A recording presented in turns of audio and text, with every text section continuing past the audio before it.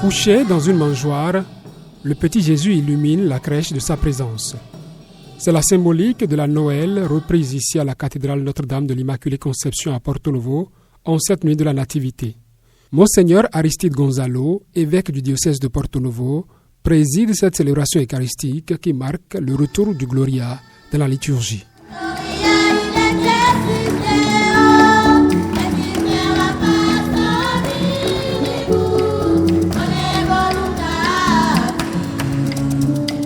Parmi les fidèles venus communier à cette joie de la Nativité, Louis Berounou-Vlavonou, président de l'Assemblée nationale, et son épouse. De la première lecture, tirée du livre d'Isaïe, chapitre 9, versets 1 à 6, à la deuxième, Tite 2, versets 11 à 14, pour finir à l'évangile tiré de Luc 2, versets 1 à 20, les textes du jour replongent dans la naissance du Christ Jésus. Alors l'ange l'a dit, ne craignez pas, car voici que je vous annonce une bonne nouvelle, qui sera une grande joie pour tout le peuple.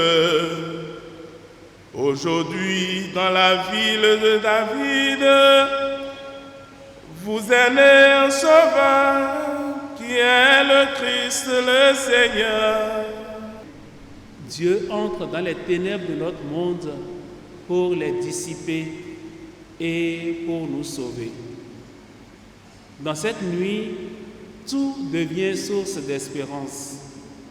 En effet, la solennité de l'incarnation est traversée par le symbole de la lumière, source incontestable d'espérance. Elle commence par la prophétie d'Isaïe dans la première lecture. Le peuple qui marchait dans les ténèbres a vu se lever une grande lumière. Sur les habitants du pays de l'ombre, une lumière a resplendi. Que signifie cette lumière apparue dans l'obscurité? C'est le nouveau-né, emmailloté et couché dans une mangeoire, car le Verbe s'est fait chair et il a habité parmi nous.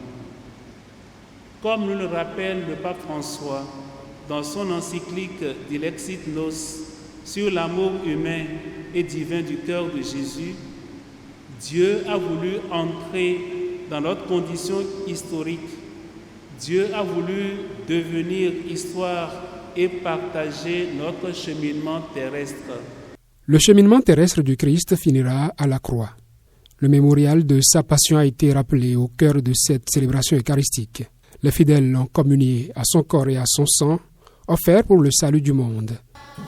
Mais en attendant Pâques, la joie de Noël a été pleinement partagée en cette cathédrale qui revit ce mystère de la Nativité depuis 160 éditions déjà.